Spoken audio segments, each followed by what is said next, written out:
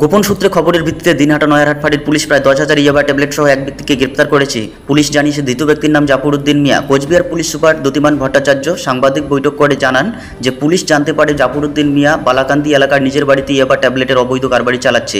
এর ভিত্তিতে পুলিশ তার বাড়িতে অভিযান চালিয়ে তাকে ইয়াবা ট্যাবলেট সহ গ্রেপ্তার করে। পুলিশ আরও জানায় জাফরউদ্দিন মিয়াকে জেরা করে ইয়াবা ট্যাবলেট সরবরাহকারী আরও এক ব্যক্তির সন্ধান পায় পুলিশ এবং তাকেও গ্রেপ্তার করে। পুলিশ সুপার বলেন উদ্ধার হওয়া ইয়াবা ট্যাবলেটের বাজার মূল্য প্রায় 4 লক্ষ টাকা।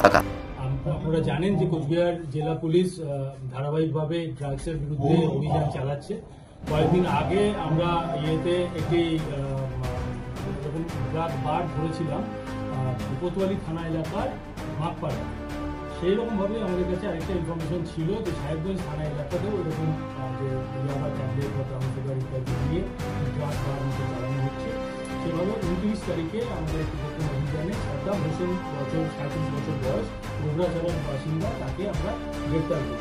তাকে গ্রেপ্তার করার পর তাকে আমরা 4 দিনের পুলিশ রিমান্ডে নিই এবং তার থেকে যে তথ্য পাই সেই সূত্র ধরে আমরা তাকে এগুলো ইয়াবা সাপ্লাই দিত সেই জাফির হক, সেও বালাকান্দি দিনহাটার বাসিন্দা, তাকেও আমরা গ্রেপ্তার করি এবং তাকেও আমরা এখন 3 দিনের পিসিতে নিয়েছি। এদের কাছ থেকে আমরা মোট 10,000 পিস ইয়াবা ট্যাবলেট উদ্ধার করেছি, যার ওজন হচ্ছে 1 কেজি ওপর, 1 কেজি ওজন এই ইয়াবা ট্যাবলেট। কিভাবে চালাবো এই বাচ্চা?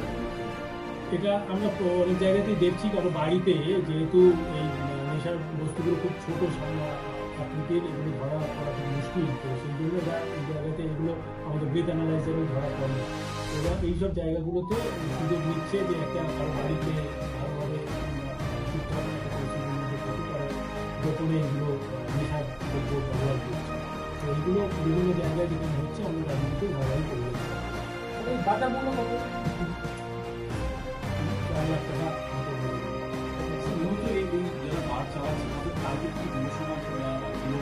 হ্যাঁ, যুব সমাজই এই যেগুলো ড্রাগসের বিরুদ্ধে যুব সমাজকেই এরা বেশি করতে চাইছে।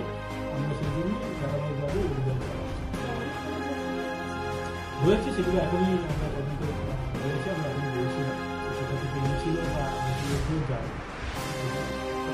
বাংলাদেশের পাশাপাশি এগুলো আমরা এখানে যারা ব্যবহার করছে সেইটা বন্ধ করার জন্য আমরা অভিযান চালাচ্ছি। কোথা থেকে নিয়ে আসি সাধারণত? এগুলো এখনই বলবো না, আমরা তদন্তে রয়েছে, আমরা সেগুলোর অবধি যাই। এখন থেকে বললে এগুলো কোথায় কোথায় এগুলো বিক্রি করতো, সাপ্লাই করতো? এটা বার আকারে